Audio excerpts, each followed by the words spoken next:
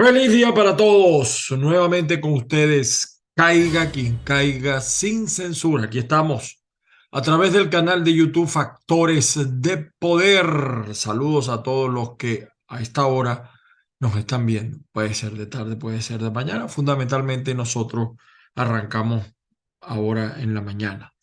Como siempre, estamos también a través de avilaradioonline.com digitalmente para todo el planeta Tierra y estamos también a través de azúcarfm.com para el público hispano en Europa desde Lisboa, Portugal. Saludos allá a Ray Castillo en Portugal. Las bendiciones del Padre Celestial para todos y cada uno y que la fuerza, mucha fuerza a los venezolanos que están en nuestra patria y a los que estamos fuera, que también padecemos y sufrimos. No tanto como los que están allá. De verdad que acompaño, porque tengo familia allá, en lo que está pasando en Venezuela. Y fíjense que hoy queremos seguir insistiendo en un tema, porque las cosas no se solucionan por obra y gracia del Espíritu Santo. Hay que tener un plan. Hay que tener una idea, hay que tener una visión de las cosas, porque esto no es el maná que cae del cielo.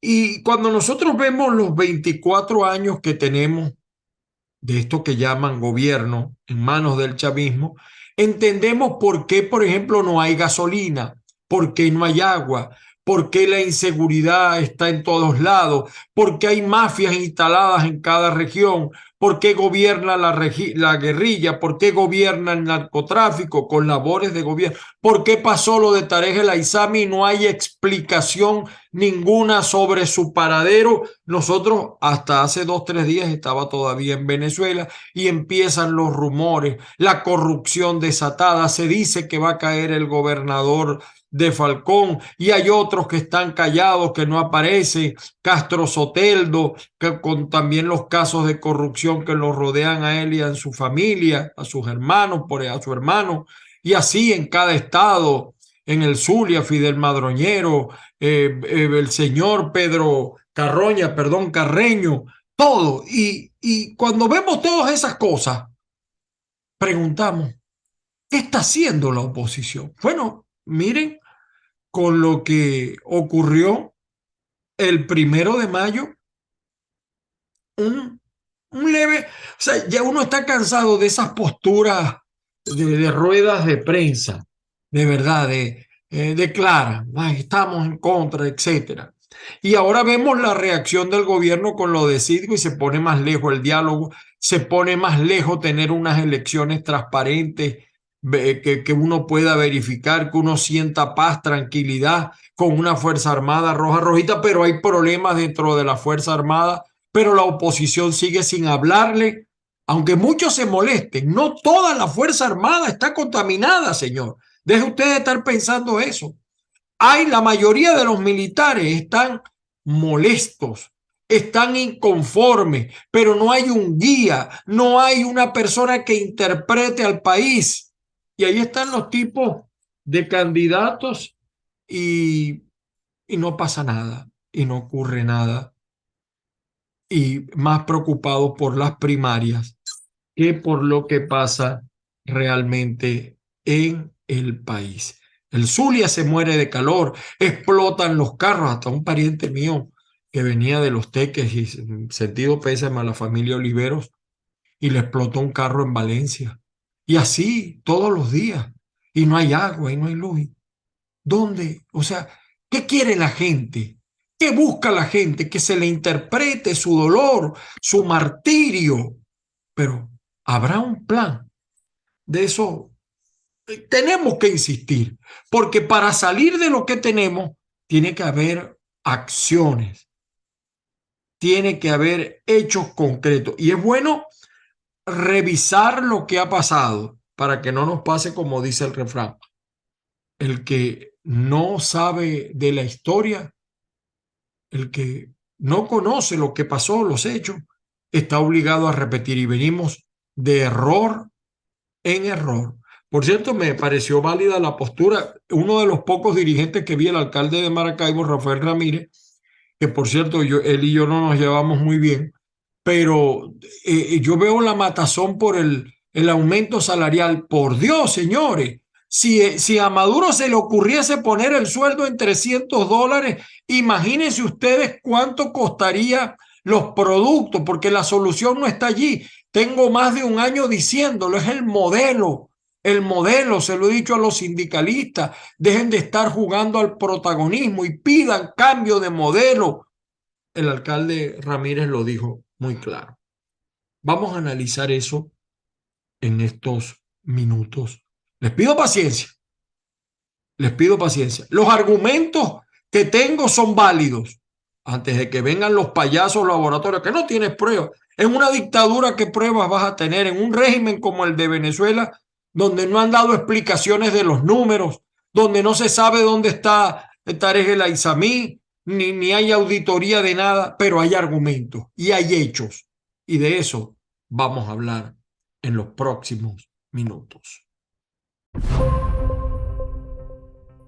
Y es que resulta increíble que a esta altura del proceso, que a esta altura del desastre, aún no se conozca cómo opera el G2 cubano, que algunos creen que es una fantasía, sigan creyendo que es una fantasía, y ahí están los hechos, ahí está lo que pasó en Lecherías, y me llamaron loco cuando yo lo señalé. Explosión de gases no fue.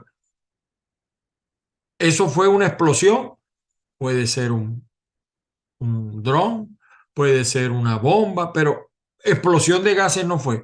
Hoy algunos han señalado que el tipo vive en Estados Unidos, que es un producto es un mensaje que están dando el Hezbollah. No creemos en la presencia de Hezbollah, pero lo que ha pasado en el estado Bolívar lo desconocemos, lo que ha pasado en Margarita, lo que ha pasado en otras partes, que la guerrilla incluso en algunos estados ha sustituido a la policía y seguimos sin creer.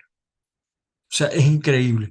Que veamos, mire, yo estoy sorprendido cómo alguna gente, yo me imagino que por el Bill Metal, sale a apoyar a todas luces lo que es un arma de Jorge Rodríguez, el Calígula. En otro programa, a lo mejor esta semana, mañana les presento por qué le dicen Calígula a Jorge Rodríguez. El conde, que fue mejor el conde que Benjamín.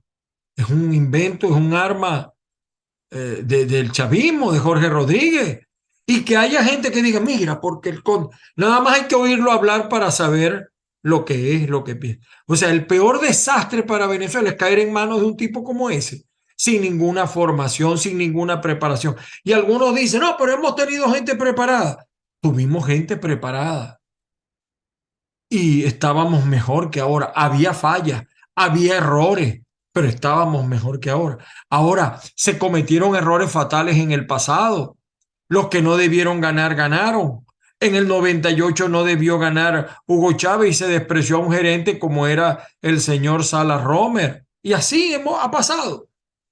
Entonces es increíble que a estas alturas del proceso, aún a muchos le parezca una fantasía estas cosas que uno dice de verdad. Por eso es que en esta tercera parte, yo diría tercera parte, sí, me sigo preguntando, ¿tiene la oposición venezolana un plan? Por ejemplo, los agentes de contrainteligencia. ¿Qué son los agentes de contrainteligencia? Son individuos, células, centros, organismos, maquinaria, que están dirigidos a detectar, a evaluar, a analizar, a engañar, a manipular, a tergiversar, a contrarrestar, a neutralizar a aquellos elementos considerados por ellos como potenciales amenazas o enemigos. Estos agentes realizan actividades de espionaje, contrasubversión, contraterrorismo en territorio nacional o extranjero. Cuba es especialista en ese tema. Los países como Irán, Turquía, Israel son especialistas en ese tema. Los procesos de contrainteligencia tienen las mismas fases que los procesos de inteligencia, igualito. Dirección, obtención de elaboración y difusión de información y de procedimientos. Y fíjense, porque no le prestamos atención a lo que pasó el 30 de abril, que en estos días se estaba cumpliendo un año más de esa tragedia. El general Manuel Christopher Figuera, recuerda, el hombre que se fue que apoyara a Leopoldo. Bueno, este general, que está aquí en los Estados Unidos, acaba de publicar un libro, es formado en contrainteligencia en Cuba. Fue director de lo que hemos venido hablando del CESPA, el Centro de Inteligencia, etcétera, para la patria. Bueno, ustedes saben los nombres, cómo son los chavistas para crear nombres y los cubanos. Este centro fue creado para tapar un poco el asesinato de Fernando Albán a manos de funcionarios del SEBIN. Y es paradójico lo que voy a decir. El general Manuel Christopher Figuera, como director del CESPA, fue quien recomendó, escúchese bien, directamente a Nicolás Maduro, pero pasa que muchos olvidan la historia, proceder a la detención de Fernando Albán cuando él vino de una sesión de la ONU en Nueva York y él participó en una asamblea, creo que fue la 73ª sesión de la Asamblea General para las actividades contra las dictaduras. Y él recomendó a Nicolás, deténgalo. Y por cierto, curiosamente también, paradójicamente, en el libro que él escribe como para tratar de salvar todo lo que hizo, porque yo no creo que arrepentido esté, acusa a Leopoldo López del fracaso del supuesto golpe de Estado del 30 de abril del 2019. Lo que dice de Leopoldo es cierto, es cierto.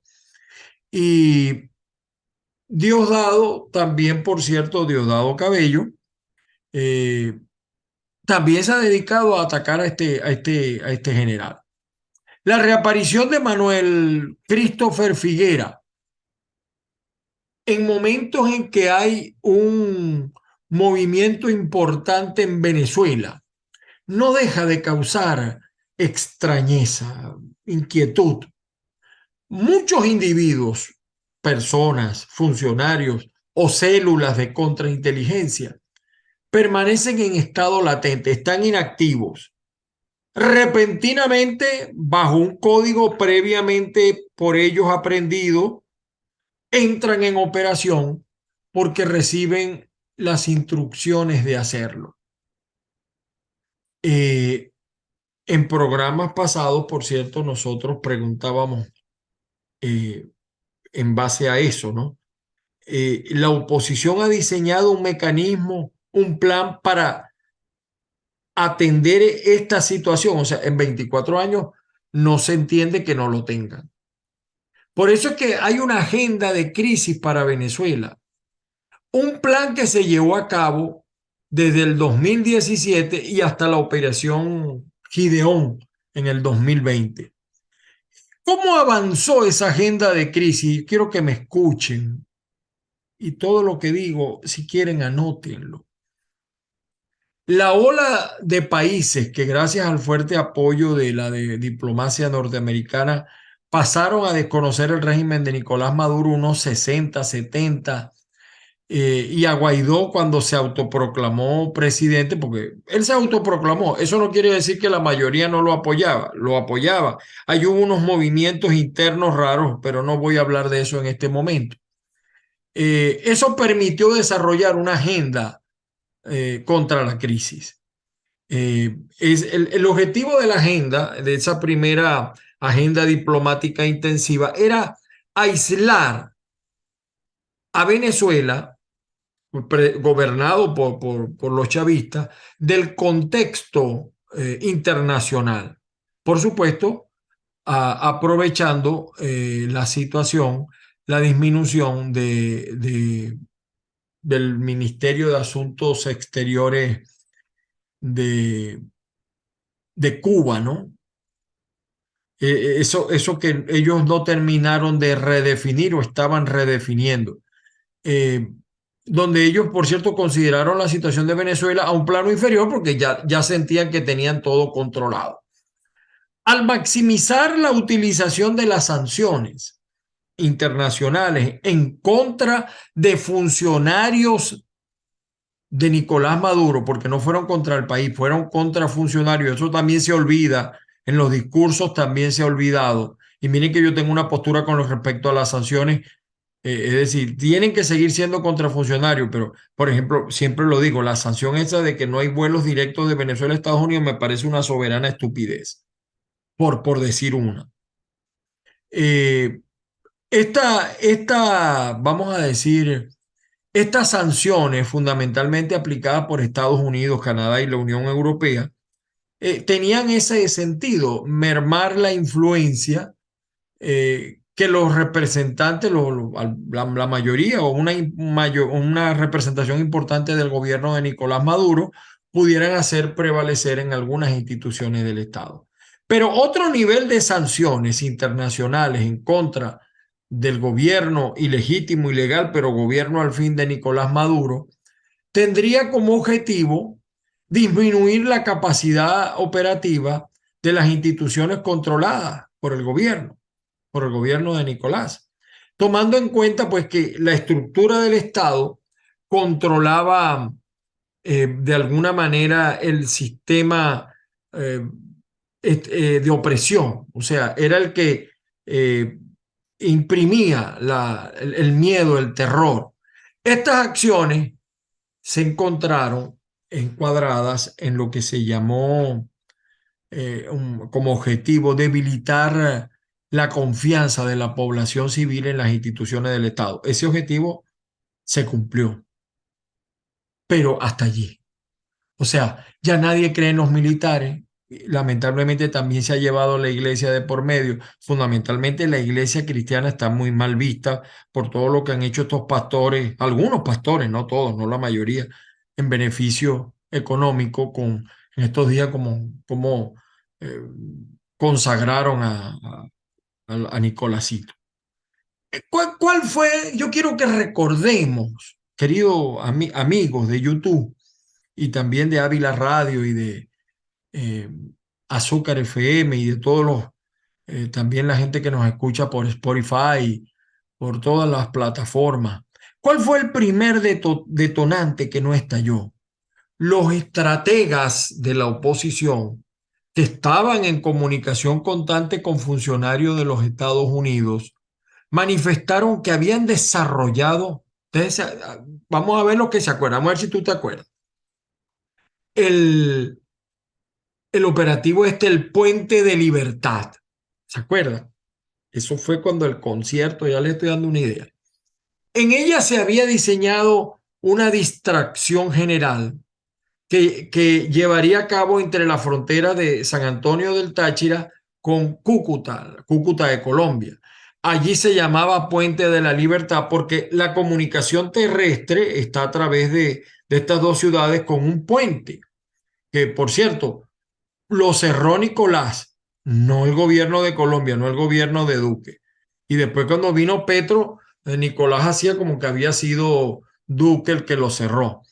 Bueno, lo cierto es que esa única operación contaría con algún tipo de receptividad por parte de algunos funcionarios de la administración norteamericana. De manera general, pues, los intermediarios de la oposición explicaron que mientras todo el foco de atención estaba concentrado en la frontera, incluyendo los organismos de inteligencia del régimen de Nicolás Maduro, la ciudadanía, escuchen, la ciudadanía saldría masivamente a las calles en el interior del país clamando por libertad. Y un grupo de militares comprometidos con la causa opositora respaldarían ampliamente eso, con lo cual Nicolás se vería obligado a abandonar el poder real sin que hubiera pues ningún problema para que Juan Guaidó asumiera de manera fáctica, de hecho, el poder como presidente encargado que ya había sido designado. John Bolton, que escribió un libro también, explicó que los voceros de la oposición dijeron, escuchen esto, que entre los militares involucrados se encontraba el comandante del ejército, Suárez Churio, bebé consentido de Hugo Chávez. Hasta una vez había un rumor de Suárez Churio con la esposa de un líder opositor de Voluntad Popular y Chávez intervino e impidió que eso pasara a mayores. Eso es a manera de brollito que estoy aquí. Ya saben quién es ese líder opositor de la oposición. Los enviados opositores que ahora estaban acomodados en Washington al amparo pues del reconocimiento del gobierno de Juan Guaidó expresaban que tenían el apoyo del 80% de los mandos del país. Fue la primera mentira que le dijeron a Donald Trump, porque nunca se ha trabajado ese aspecto y es necesario. Así a usted no le gusten los militares, eso hay que trabajarlo. Hay que ganarse ese sector. Es importante establecer una comunicación. Ese ataque imaginativo de los estrategas y voceros de la oposición no tuvo tiempo de ser filtrada por los organismos de inteligencia y no faltó el apoyo. Es decir, el gobierno de los Estados Unidos apoyó. Bolton asegura que no fue una buena idea de Guaidó cruzar la frontera a Colombia el 23 de febrero y dice que esta operación fracasó por errores de la oposición venezolana, pero eso no lo destacan Leopoldo López ni Guaidó, ahora cuando quieren volverse a engalanar con una causa que ellos nunca supieron representar. Pero estos iluminados, esta fantasía de estos iluminados estrategas de la oposición, no solo fracasó por pertenecer al ámbito de ficción, sino que además comenzó a dejar indicios de una cultura rapaz en los involucrados en esas actividades que, amparados en el espíritu libertario, dieron riendo suelta a un depravado acto más que deplorable. Aprovecharon los recursos que supuestamente eran destinados a ayudar a los venezolanos más necesitados. ¿Se acuerdan? Las fiestas que hacían en Bogotá, las parrandas, lo que pasó en Cúcuta, el señor este que a veces suena, ahora lo querían ahora lanzar de precandidato de Voluntad Popular, que el amigo fueron muertos en un burdel en Colombia. Bueno, todo lo que usted se imagine. Tras tras este fracaso, Donald Trump le dijo a Bolton el 3 de marzo del 2019 que Guaidó, y no se equivocó Donald Trump, no tenía lo que se necesita. Y le dijo a Bolton, aléjate de esa gente. Bolton agrega que Trump opinaba que Juan Guaidó de ningún modo le hacía sombra a Maduro. Él no molestaba a Maduro. Algunos dicen, mira, que en su vida no corría peligro. Maduro nunca lo quiso detener, porque tú detienes al que signifique peligro, pero él no significaba ningún peligro para la estabilidad de Nicolás Maduro, porque Maduro contaba con el sector militar hasta el supuesto atentado con drones. Bueno, esa es otra historia. Tampoco culpaban a Guaidó. Para mediados de marzo del 2019, hay un político acá en los Estados Unidos, en El Paso, fue concejal, fue diputado, creo, perdió, ganó, etcétera. Por cierto, con Ted Cruz, creo que perdió. Entonces, a ese señor lo burlan mucho. Ojalá viéramos la foto para que ustedes vean el parecido entre, yo no, me disculpa Oscar García, la pronunciación es del inglés. eh, Trump llamaba a Guaidó el Beto O'Rourke de Venezuela. Difícilmente, pues eso no es un halago de un aliado de los Estados Unidos. Porque a Trump le engañaron. El dinero que se pagó para comprar a los militares, eso hay que recordarlo. La Operación Libertad, la llamada Operación Libertad, que para algunos es el Cucutazo, dos liberados nada más. Ese tour que llegó a Washington, me recuerdo Lester Toledo en los camiones, atravesando desde Cúcuta a Venezuela, pero a Venezuela no entró, se bajó. Y eso lo volvieron desastre, ¿entiendes? Y la pantallería de montarse en los camiones, ¿se acuerdan de todo eso?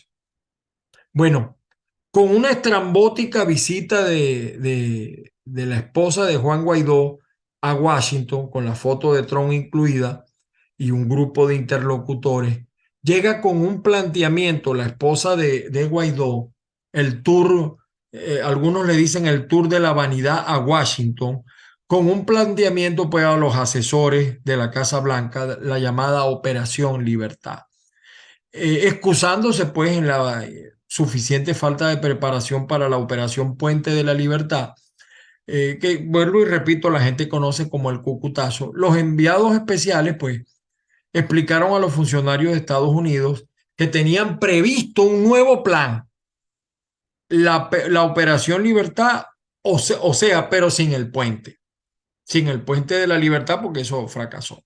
En ese plan, los funcionarios militares comprometidos con la causa democrática en un riesgoso operativo liberarían a Leopoldo López, lo cual ocurrió, el máximo dirigente de Voluntad Popular. En la versión de esos voceros de la oposición, y muchos participaron, hoy se olvidan, era un indiscutido líder que arrastraba a las masas populares en el país y que al parecer en los medios de comunicación, después de ser liberado, la gente iba a salir a la calle masivamente y con los apoyos de los militares, Maduro sería derrocado.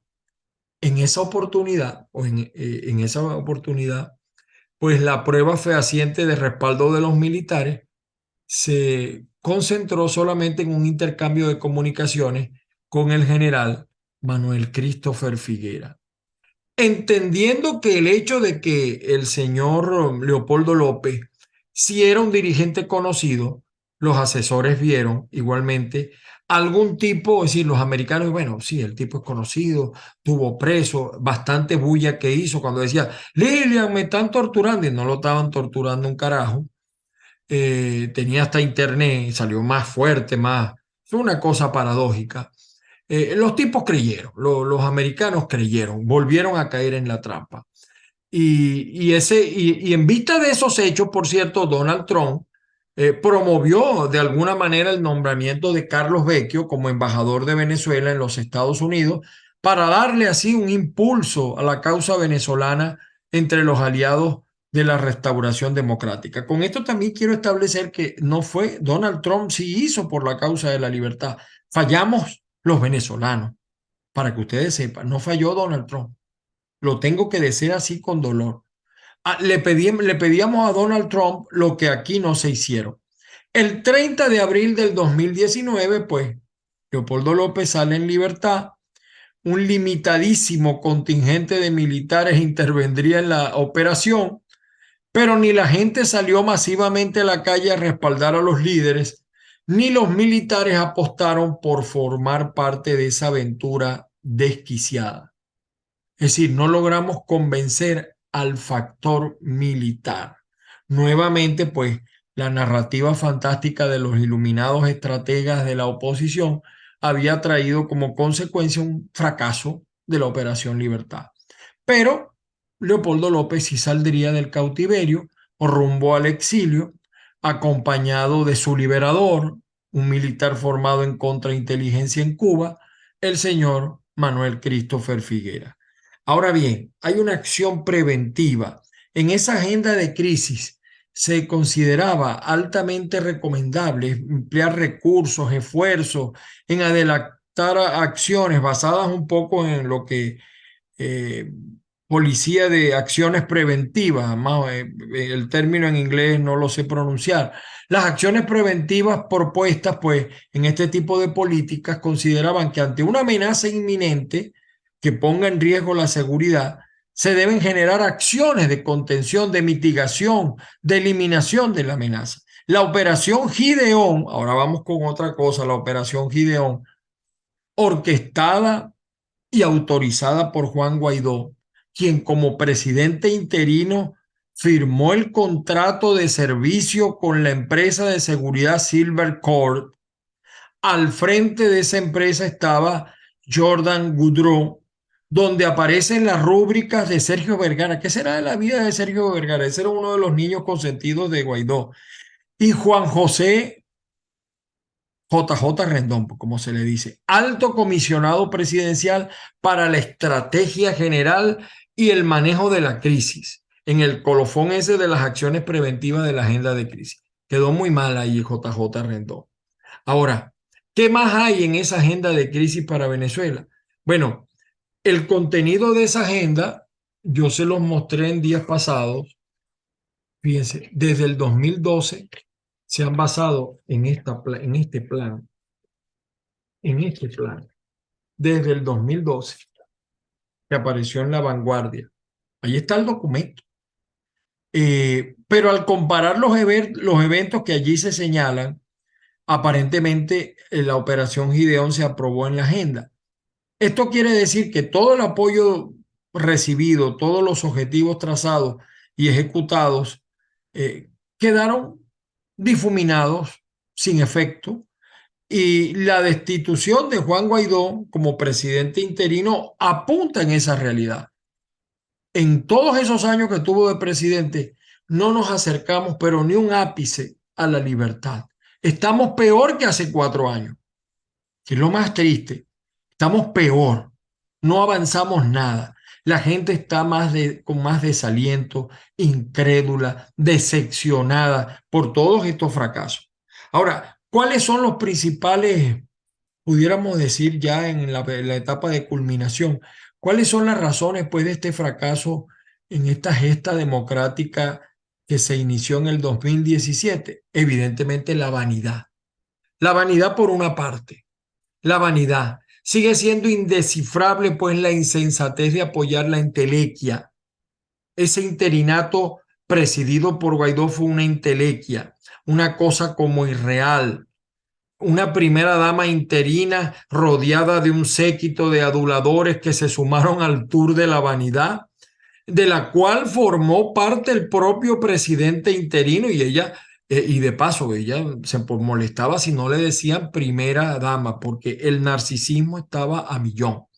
Por cierto, no ha aparecido la primera dama. Algunos dicen que ya está aquí y después Guaidó va a hacer el show que la sacó por la frontera y aquella película de Steven Spielberg.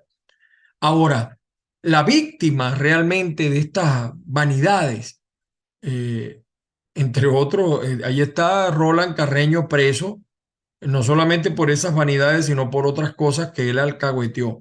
Pero evidentemente que no hay razones para que esté preso. Es una cárcel injusta que le ha impuesto el señor Nicolás Maduro, el señor Jorge Rodríguez. Y basta con leer la Constitución para saber que eso es así. Ahora, la entelequia de ese interinato, de esa primera dama, de ese presidente interino, es la cúspide de otras entelequias que han venido pasando. Eso realmente fue el gran daño que se le ocasionó a la agenda de crisis de la oposición. Se desvió prácticamente los iluminados estrategas de la oposición que atiborraron, me acuerdo cuando iban la prensa y el jefe de prensa de Guaidó atendían al New York Times y a CNN. ¿Dónde quedó todo eso? Por cierto, lleva de dos en dos. Todos los que asesora parece que fracasan, ¿no? Eh, ¿Dónde quedaron todo eso? Esos momentos concretos pues demostraron que eso solo existió en su imaginación, esas epopeyas. Por cierto, el señor Guaidó no le declara a todo el mundo, solamente a los medios que le dicen qué bonita o te quedan esas pelotas en la cara y mira, qué valiente eres tú como Almagro. Y fíjese que yo no digo que no sea valiente, ¿no? Pero útil no fue para nada. La pregunta ya para concluir sería, ¿tiene en realidad la oposición venezolana un plan? Esa pregunta hay que volverla a hacer. Hay un libro, por aquí lo tengo, por aquí lo tengo, he leído muchísimo, Contubernio maligno, de José Gabriel Carrasco Ramírez, cuya versión en inglés, por cierto, tiene un nombre raro, ¿no? Evilness Cajot, algo así, me perdona Oscar García. Y evidentemente que el único que hasta ahora ha tenido un plan y sigue teniendo un plan y sigue ejecutando un plan al dedillo y dicen lo que van a hacer y lo hacen, son los chavistas. Es Nicolás Maduro. Un maléfico plan de dimensiones difíciles de comprender, pero es un plan que ellos han venido aplicando sin pausa y con eficacia escalofriante, lo que nos deja una sensación enorme de desamparo, de miedo, de debilidad al ver las actuaciones de la oposición. Ahorita es pura primaria y ahí está la gente muriéndose de calor, muriéndose con los problemas, muriéndose de la rabia, los maestros, los pensionados, engañados, mal encaminada una lucha. De allí pues que volvemos a preguntar, ¿realmente hay un plan? O sea, el plan en las primarias y las primarias que, por cierto, esa agenda se viene retrasando y retrasando. Pues yo creo que no hace falta saber cuál es el plan. Solo porque uno, si yo quisiera saber si hay un plan, no me interesa saber qué dice, solamente si lo hay, porque evidentemente que si lo hay, no pueden revelarlo. Pero por lo menos saber que ya no se lo han ido a llevar al CEPA porque dentro de la oposición hay un grupito que se entiende con el gobierno y yo me imagino pues que ya eso está controlado y que no hay infiltración.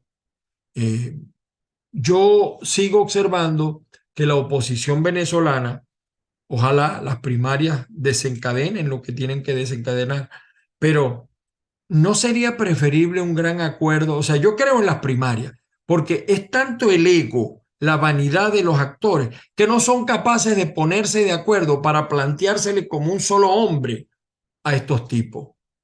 Entonces seguimos aplicando la teoría de Udomar Santos. Conforme vaya viniendo, vamos viendo. Conforme vaya saliendo, vamos viendo. Definitivamente, pues yo sí creo, mis queridos amigos, lo voy a decir con toda responsabilidad, hace falta otra oposición. O sea, hay una oposición que yo creo que sí está haciendo el trabajo, pero hace falta más.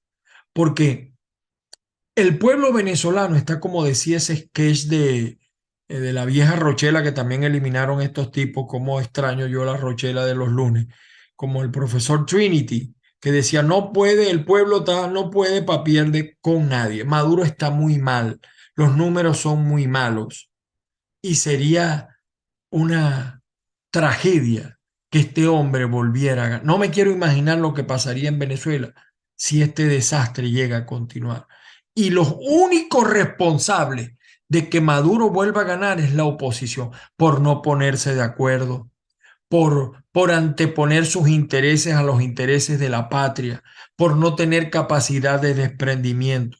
En eso, aunque a muchos no les gustó, aunque lo diga por otras razones, porque él quiere ser el investido a lo mejor, tiene razón Eduardo Fernández.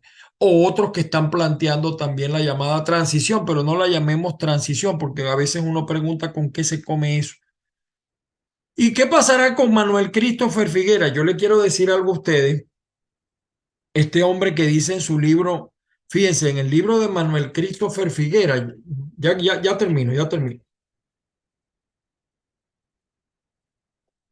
Él no habla de Tarek El Aissami, que es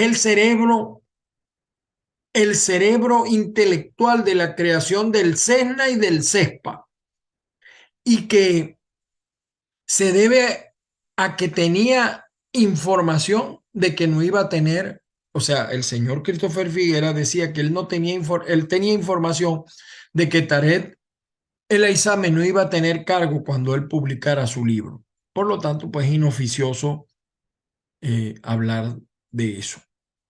Cuando digo así, estas cosas, pues me acuerdo un poco de los nuevos inventos de Jorge Rodríguez. Vamos a revisar por qué tampoco hace referencia Manuel Christopher Figuera en su libro a Jorge Rodríguez, el hombre que es muy bueno para lo malo y muy malo para lo bueno. ¿Y por qué razones en la DGCIN En la DG5, con eso concluyo el día de hoy, le dicen a Jorge Rodríguez el Calígula. ¿Por qué le dicen así? ¿Qué sueño tiene ese hombre? ¿Qué acciones? ¿Por qué le dicen Calígula? Será en un próximo programa. Las bendiciones del Padre Celestial para todos y cada uno, que la fuerza nos acompañe y ojalá la oposición tenga un plan. Más allá de las primarias, no merecemos los venezolanos, de verdad, lo digo, la oposición que tenemos. Los únicos culpables de que Maduro esté allí, lo digo como lo dije en otros programas, es la oposición. En la medida que se mejore la oposición, en la medida que avance la oposición, este régimen puede llegar a su final, mis queridos amigos. Feliz día para todos. Hasta una nueva oportunidad.